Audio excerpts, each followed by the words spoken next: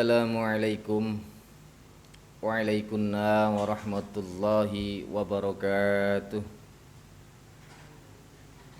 Bismillahirrahmanirrahim. Alhamdulillahilladzi atana bil wahidiyati bi fadli rabbina. Ya sayyidis salatu wassalamu alaika ya ra'ufu ya rahimu. Wal ali qad usri'atil hawaiju bikal hudar ridal futuhul faraju.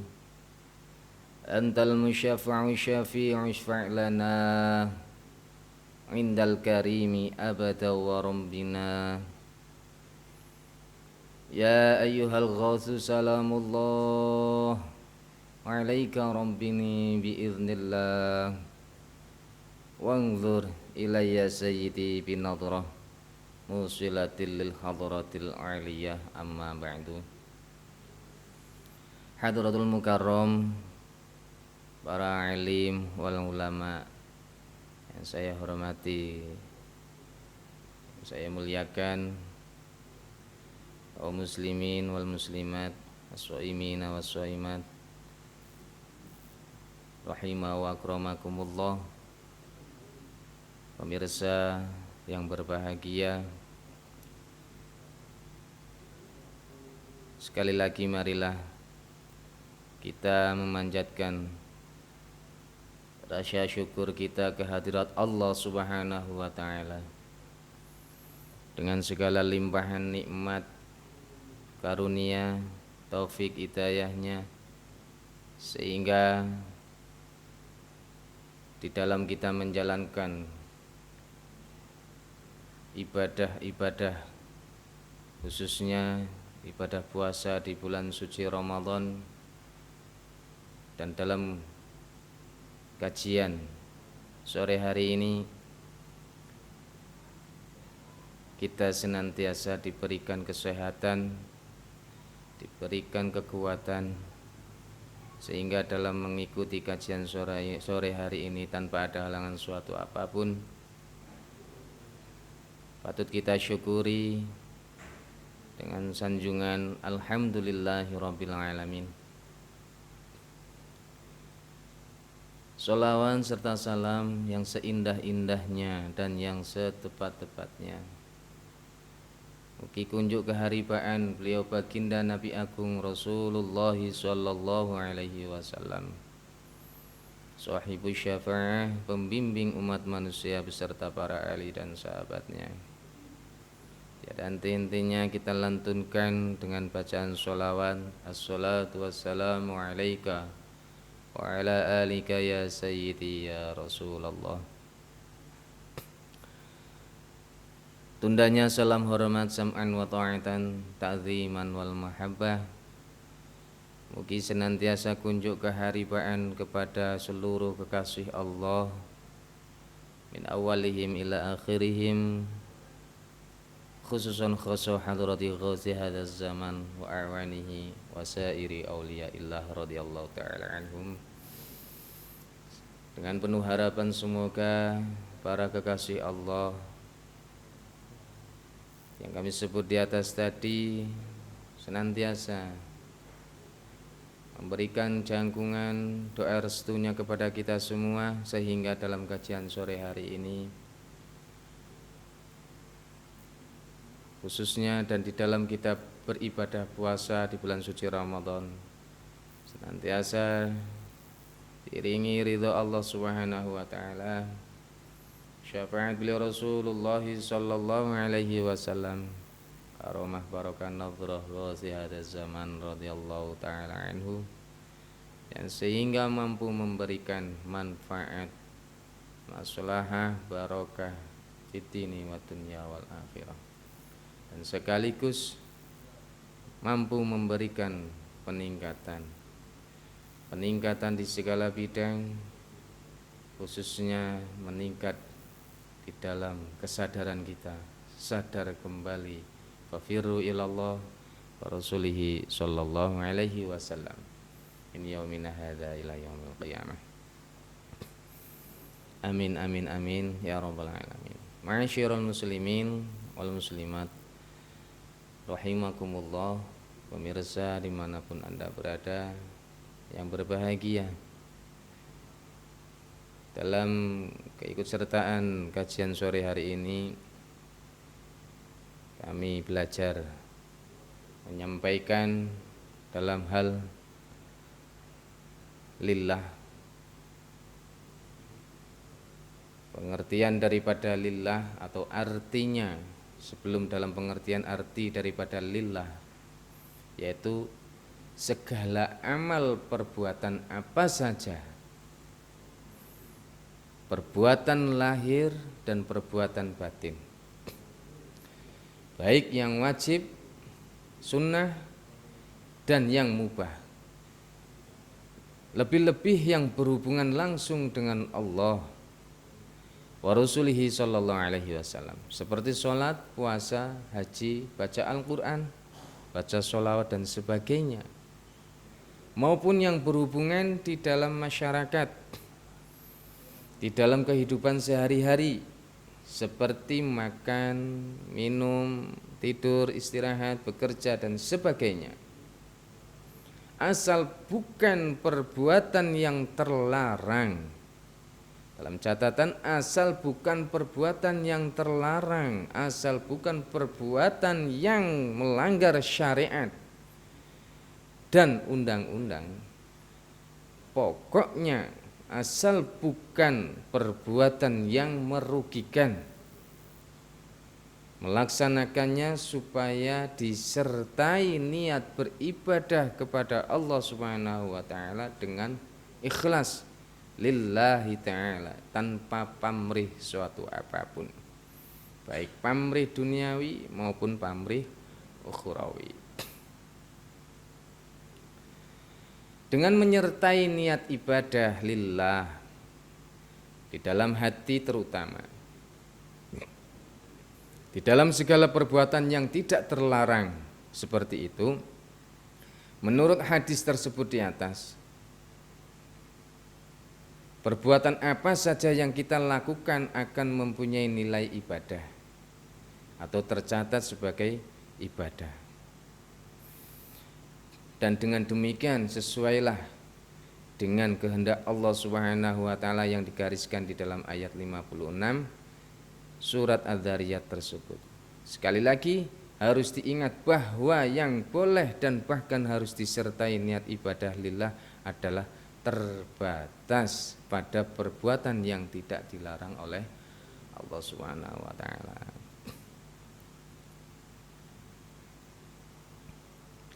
Ma'asyiral muslimin rahimakumullah, pemirsa dimanapun Anda berada, dalam merealisasikan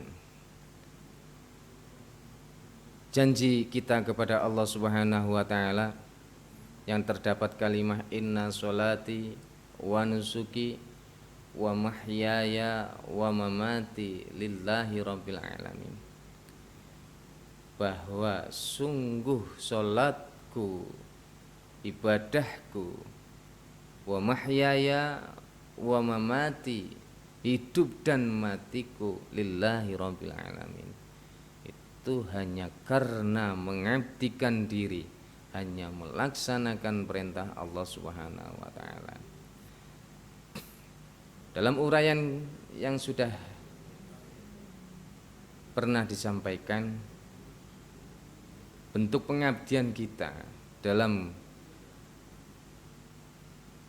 kehidupan kita yang memang pada dasarnya tujuan kita adalah untuk beribadah kepada Allah.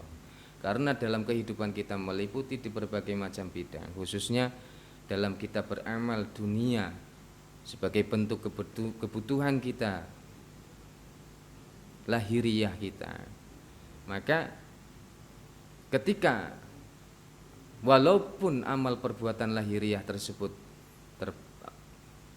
berbentuk amal perbuatan dunia, akan tetapi ketika kita dasari lillah, hanya karena melaksanakan perintah Allah, tentu amal perbuatan yang tersebut, yang bentuk daripada amal perbuatan dunia itu dicatat oleh Allah Subhanahu wa taala sebagai bentuk amal pengabdian diri kepada Allah atau beribadah kepada Allah Subhanahu wa taala. Sebagaimana yang diterangkan tadi, segala amal perbuatan apa saja yang di situ merupakan atau meliputi amal perbuatan lahir, baik kita hubungan dengan Allah maupun dengan hubungan manusia.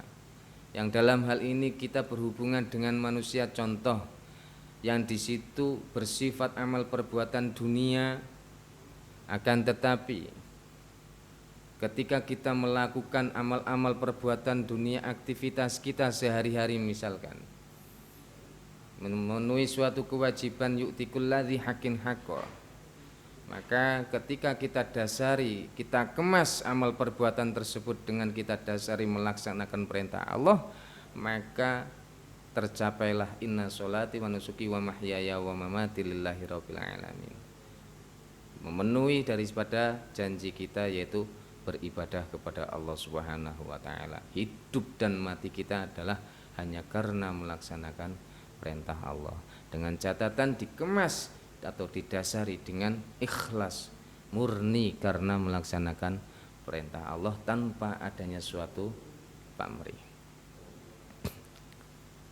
Ma'asyiral muslimin rahimakumullah.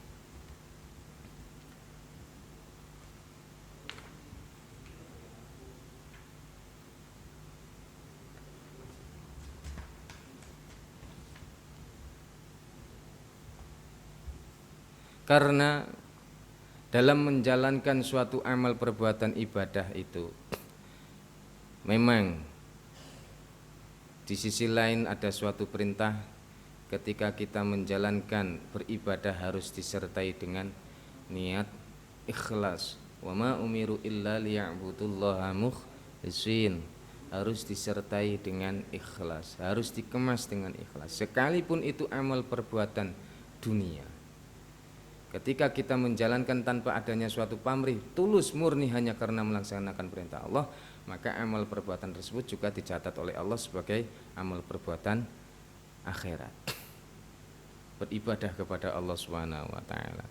Akan tetapi sebaliknya, walaupun di situ amal perbuatan terlihat amal perbuatan ibadah, mohon maaf, ketika kita sholat, ketika kita puasa, ketika kita membaca Al-Quran, mohon maaf, namun ketika kemasannya atau terdapat suatu nilai atau niat, ada unsur yang tidak baik atau didasari dengan niat yang tidak baik, maka oleh Allah Subhanahu wa taala amal perbuatan yang terlihat di situ amal ubudiyah, beribadah, namun dijadikan amal perbuatan dunia oleh Allah hanya karena dengan adanya atau ada unsur niat yang tidak baik, bisu'in niyah. Kam min amalin yatasawwaru bisurati a'malil akhirah tsumma yasiru bisurati a'malid dunya bisu'in niyah. Kurang lebihnya seperti itu. Dalam artian bahwa banyak sekali amal perbuatan yang terlihat amal ibadah kepada Allah, namun di situ dicatat sebagai amal perbuatan dunia hanya karena bisu'in niyah, yang ternyata dalam menjalankan ibadah tersebut terselip adanya niat yang tidak baik. Contohnya kita misal, mohon maaf, berangkat pergi berjamaah, sholat berjamaah di masjid, ada terselip atau dalam kemasan niat itu adanya suatu pamrih, yang mana dalam berangkatnya kita menjalankan sholat berjamaah itu ada niat yang tidak baik, ingin dipuji, ingin mendapatkan sanjungan atau yang lain. Nah, dengan adanya dorongan-dorongan yang tidak baik inilah dalam hati kita, maka ketika kita melakukan suatu amal perbuatan ibadah kepada Allah, ternyata oleh Allah Subhanahu wa taala hanya sebatas sebagai amal perbuatan dunia saja.